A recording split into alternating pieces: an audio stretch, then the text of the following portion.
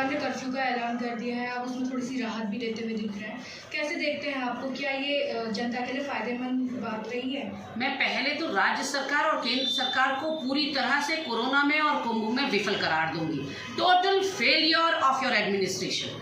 और दूसरा, जिस तरह से आज जान जोखिम में डाल रहे हैं आप लोगों की लगातार, जिस तरह से आप, क्योंकि सत्ताधारी दल हैं, आपके ऊपर जिम्मेदारी और जवाबदेही और दलों से या और लोगों से ज्यादा बनती है। आपको एक उदाहरण सेट करना चाहिए था देश और प्रदेश की जनता के लिए, खुद उदाहरण बनना चाहिए था आपके नेताओं को और आपके हुक्मरानों को। लेकिन जो देखने में आ रहा है वो कहीं ना कहीं मजाक से ज्यादा कुछ नहीं लग रहा है कि आप लोग बातें तो बहुत बड़ी बड़ी कर रहे हैं, एसओपीज बहुत सख्त निकाल रहे हैं, नियम कायदे कानून जनता के लिए बहुत बड़े बड़े निकाल रहे हैं, लेकिन उनका पालन आप स्वयं करते हुए दिखाई नहीं पड़ रहे हैं। दोहरे मापदंड इस प्रदेश में चल रहे हैं सरकार के, अपने लिए कुछ है और दूसरों के लिए, जनता के लिए कुछ है। जनता से भारी उगाही की जा चुकी है चालान के नाम पर, चाहे मास्क ना लगाने पर हो, चाहे वो 2 गज की दूरी पर हो, चाहे वो दूसरी बातों पर हो। लेकिन जब अपने लोगों पर बात आती है तो आप किसी भी भाजपाई के ऊपर कोई भी ना मुकदमा देखेंगे ना कोई कार्रवाई होते हुए देखेंगे। तो ऐसे में मैं राज्य सरकार से कहना चाहती हूँ कि पहले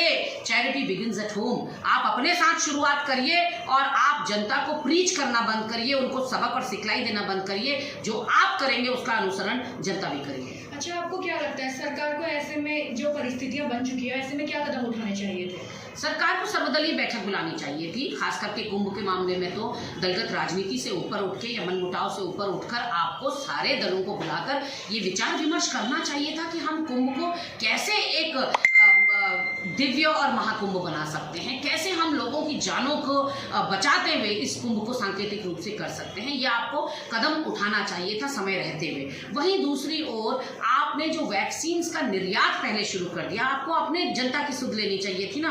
पहले इस बात को सुनिश्चित करना चाहिए था कि हर एक भारतवासी को वैक्सीन लग गई या नहीं लग गई, उसके बाद आपको दूसरे देशों की सुध लेनी चाहिए थी। लेकिन आपने तो अपनी वाहवाही लेने के लिए या अपनी पीठ थपथपाने के लिए दूसरे देशों को वैक्सीन भेजना शुरू कर दिया। अब आज आलम यह है कि जो पहली डोज लगा के बैठा है उसको दूसरी डोज नहीं मिल रही और कुछ लोगों को तो पहली डोज भी मुहैया नहीं हो पा रही है। तो total failure of government administration मैं इसको कहूंगी। और कहीं ना कहीं दूरदर्शिता की कमी है, आपका कोई विजन, कोई रोड मैप तो है नहीं। आप जिस तरह से महंगाई को दिनों दिन बढ़ाते जा रहे हैं, कोई कंट्रोल ना महंगाई पे है, ना कोरोना पे है, ना बेरोजगारी पर है, तो एक फेलियर गवर्नमेंट आप पूरी तरह से किए जाते हैं।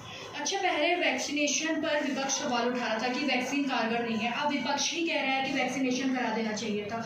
तो यहाँ पर 2 चेहरे हमें विपक्ष के भी तो देखने को मिल रहे हैं। नहीं, देखिए, वैक्सीन कारगर है या नहीं है ये तो खबरों से पता चल रहा था कि कई लोगों को दिक्कत परेशानियां आ रही थी। इसलिए एज अ विपक्ष या एज अ ऑपोजिशन पार्टी हमारा फर्ज था सरकार से ये कहना कि पहले आप इसको ठोक पीट कर देख लीजिए, चारों तरफ से आप सुनिश्चित हो जाइए, निश्चिंत हो जाइए कि ये वैक्सीन कारगर है, तभी आप जनता के साथ इस तरह का कोई एक्सपेरिमेंट करिए। क्योंकि जनता की जान के साथ खिलवाड़ नहीं होना चाहिए। तो हम सिर्फ सचेत कर रहे थे, हमने कतई ये नहीं कहा कि वैक्सीन मत लगाइए किसी को। लेकिन अब जब आप वैक्सीन लगाने चले हैं तो अब जो केंद्र ठप पड़े हैं, अब वैक्सीन की कमी आ रही है, लोगों में अफरा तफरी का माहौल देखने को मिल रहा है और जिस तरह से संख्या में रोज इजाफा हो रहा है संक्रमित लोगों का, तो डूबते को तिनकर का सहारा होता है। इसलिए हम कह रहे हैं कि शायद ये संक्रमण को रोक पाने में अगर हमारे प्राइवेट क्लिनिक्स को पहले टेस्ट कराने की इजाजत दे दी जाती। हमारी राज्य सरकार तो श्रीनगर और अल्मोड़ा मेडिकल कॉलेजेस में तक कोरोना के टेस्ट को नहीं करा पाई, तो आप प्राइवेट की तो बात ही छोड़ दीजिए। तो कहीं ना कहीं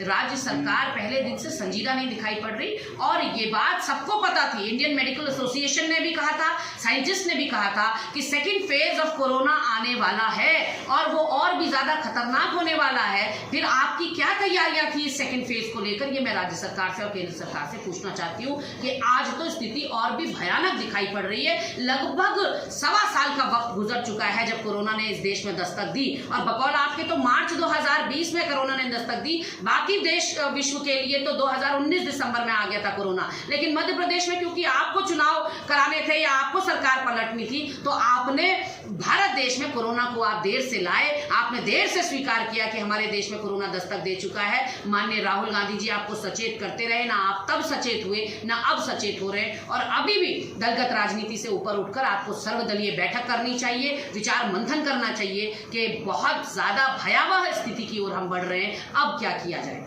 अच्छा, क्या आपको लगता चाहेंगे आपके अपने पर्सनल ओपिनियन जानना चाहती हूँ।